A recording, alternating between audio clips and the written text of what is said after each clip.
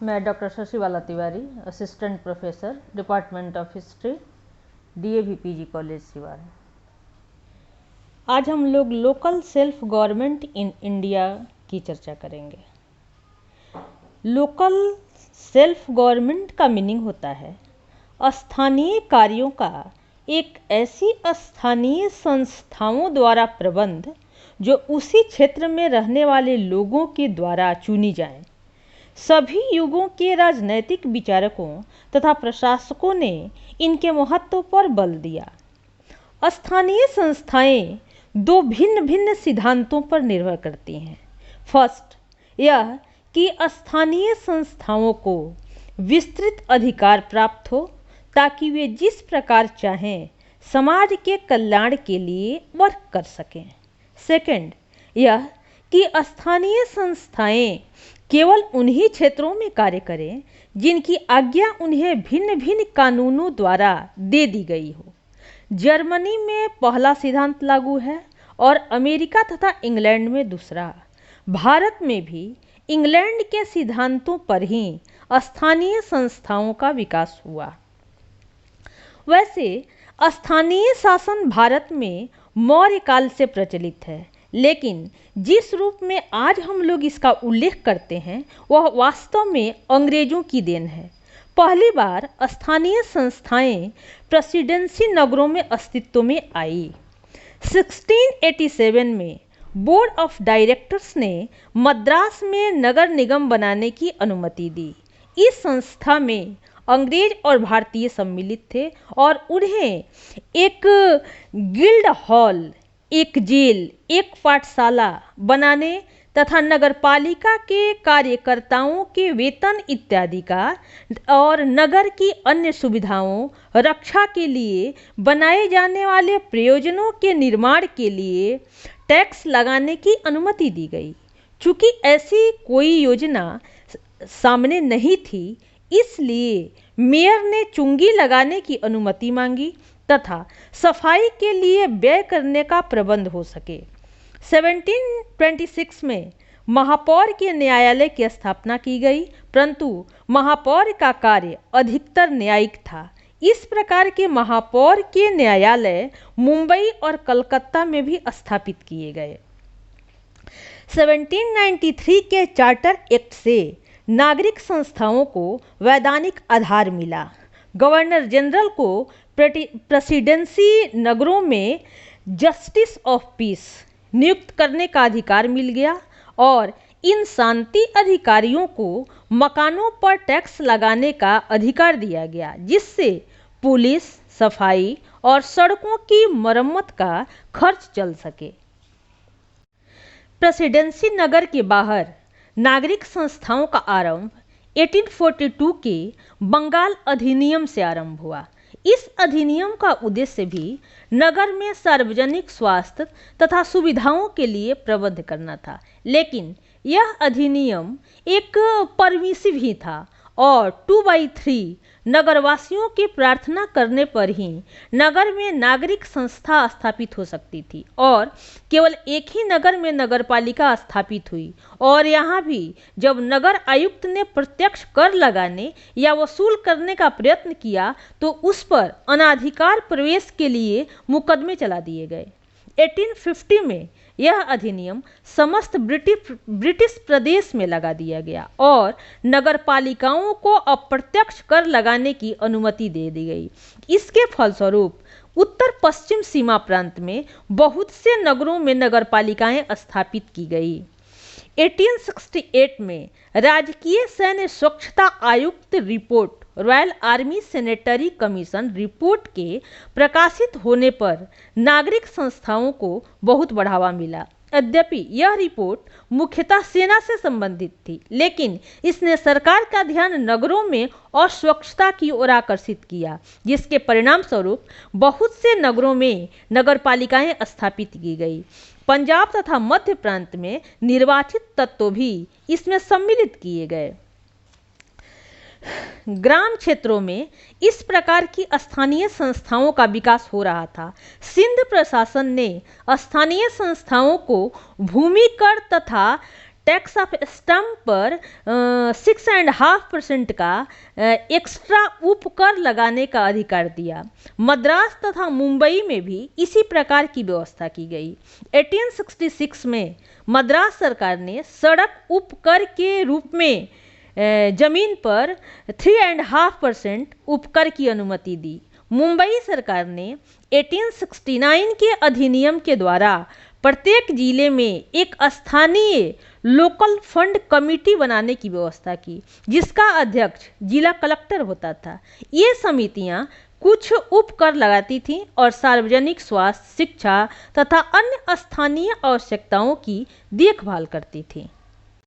1818 से पहले बंगाल, मद्रास तथा मुंबई में कंपनी के क्षेत्र एक दूसरे से जुड़े हुए नहीं थे। बीच में स्वतंत्र राजाओं के क्षेत्र थे और इन प्रांतों का प्रशासन का वित्त अलग अलग था।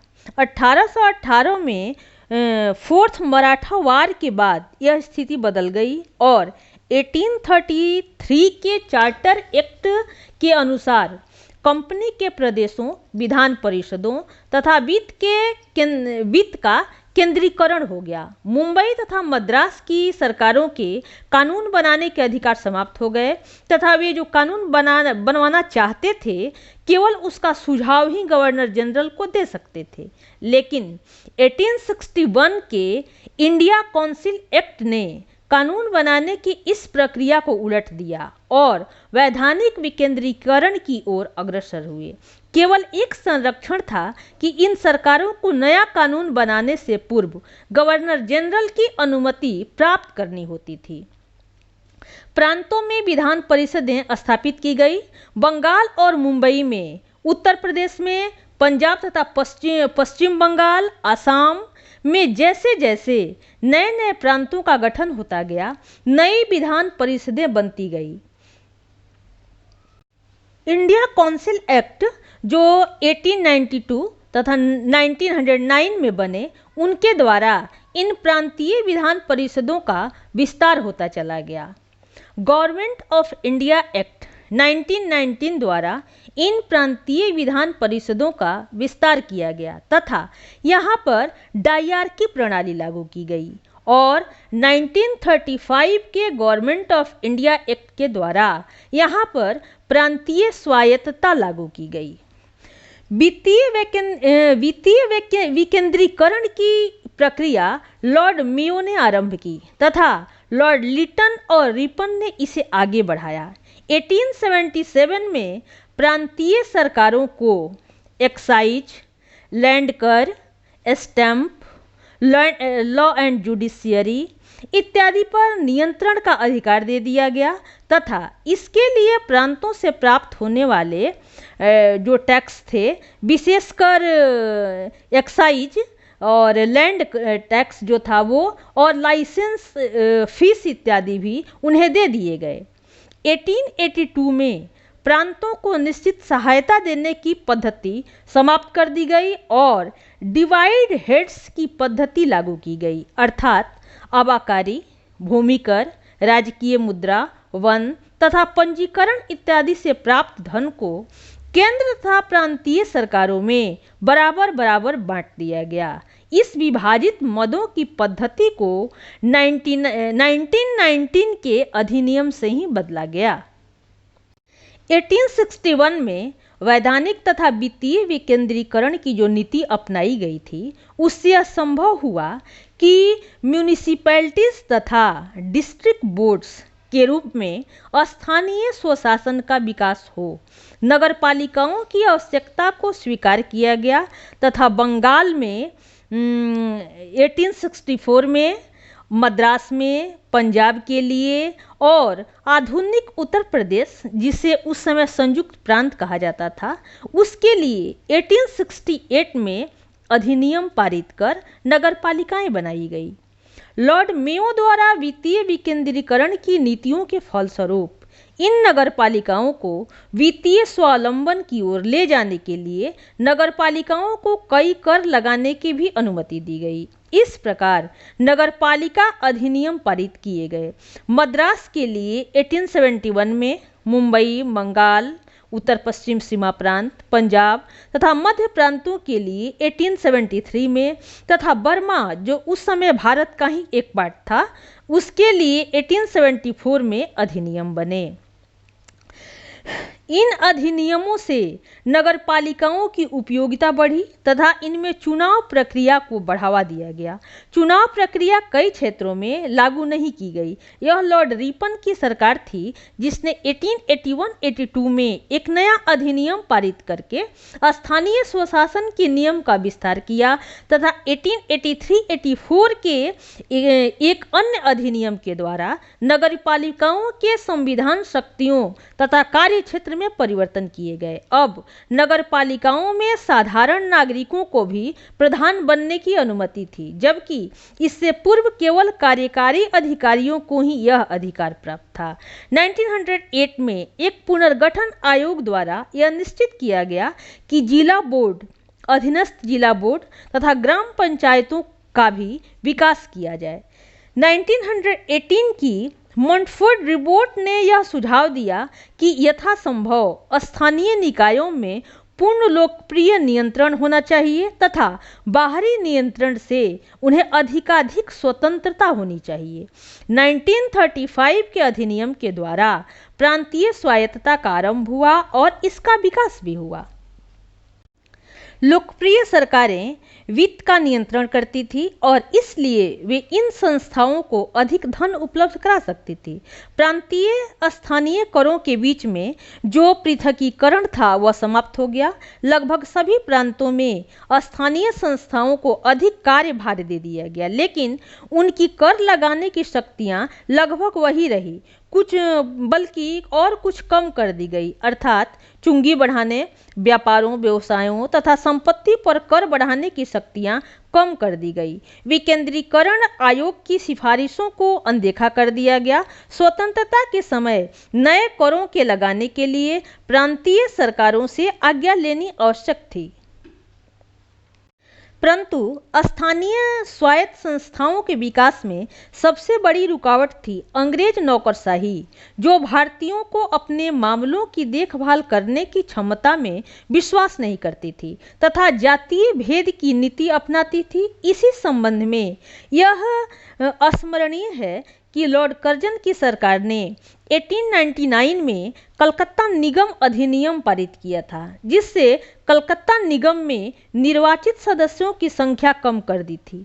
यहाँ तक कि स्वतंत्रता के पूर्व संध्या तक भी स्थानीय निकाय एक सरकारी विभाग के रूप में अधिक तथा स्थानीय निकायों के रूप में कम कार्य करते थे। 1947 में स्वतंत्रता प्राप्त करने से और जनतंत्र को अधिक दृढ़ बनाने के निश्चय से नई आशाएं बंधी और नवीन संविधान के राजनीति के निदेशक सिद्धांतों में सरकारों से अनुरोध किया गया कि ग्राम पंचायतों को अधिक अच्छे ढंग से गठित किया जाए और उन्हें स्वशासन की इकाइयों के रूप में अधिक अच्छे ढंग से कार्य करने के लिए समर्थ बनाने की भावना से उन्हें आवश्यक शक्ति तथा प्रभुसत्ता मिलनी चाहिए। लोकल फाइनेंस इंक्वायरी कमेटी की रिपोर्ट में स्थानीय संस्थाओं की कठिन वित्तीय परिस्थिति की ओर ध्यान खींचा गया और उन्हें कर लगाने और धन एकत्रित करने के अन्य सुझाव दिए गए।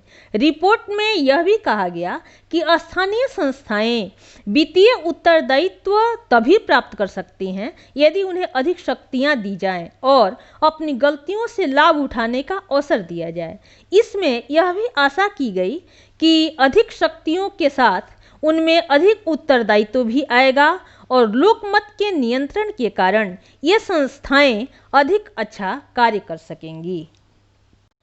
इस प्रकार आज हम लोग लोकल सेल्फ गवर्नमेंट की चर्चा किए। इससे रिलेटेड कोई प्रश्न तुम्हारे मन में आए, कुछ पूछना चाहो तो हमसे क्रॉस कर सकते हो, पूछ कर सकते हो। Okay, thanks.